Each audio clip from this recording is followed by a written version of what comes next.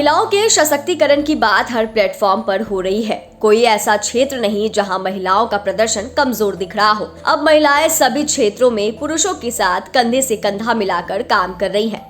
महिलाएं हर क्षेत्र में पुरुषों को बराबरी का टक्कर दे रही हैं। चाहे वो परिवार के खर्चे ही क्यों ना हो, वहाँ भी वो पुरुषों से कदम मिलाकर चल रही है। कुछ ऐसा ही मामला बिहार के भागलपुर जिले से निकलकर सामने आया है, जहाँ एक महिला अपने दम पर परिवार का बोझ उठा रही है।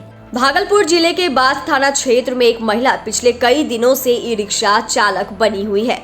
इस महिला को देखकर आसपास के लोग इनकी हिम्मत की सराहना कर रहे हैं। बताया जा रहा है कि यह महिला पहले सब्जी बेचती थी, अब उसी के पैसे से ई रिक्शा खरीद उसे चला रही है और अपने बच्चों को पढ़ा लिखा कर डॉक्टर और इंजीनियर बनाना चाहती है। बता दें कि सुल्तानगंज प्रखंड अंतर्गत बाथ थाना क्षेत्र के नया गांव पंचायत स्थित उत्तर टोला ऊंचा गांव निवासी मजदूर अमरजीत शर्मा की 30 वर्षीय पत्नी पिंकी देवी घर से ई रिक्शा लेकर निकलती हैं और पूरे दिन मेहनत और ईमानदारी के दम पर पैसे कमाती हैं। वहीं पिंकी अपने इसी कारनामों की वजह से सुर्खियों में बनी हुई है।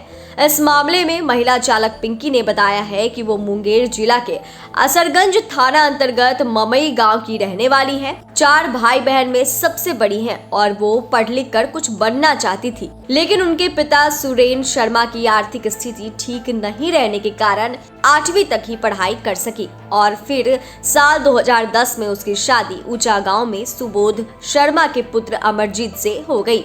यहाँ उसके पति के पास रहने के लिए अपनी जमीन भी नहीं है। हालांकि उनके रिश्तेदारों ने रहने के लिए कुछ जमीन दी है, जिसमें सास ससुर सहित पति बच्चों के साथ रहती हैं। पिंकी के 4 बच्चे हैं, इनमें 2 बेटी वर्षा की और रिया और 2 बेटे हैं। इसके आगे उन्होंने कहा कि वह पहले सब्जी बेचा करती थी और इसी पैसे से उसने ई रिक्शा खरीद लिया।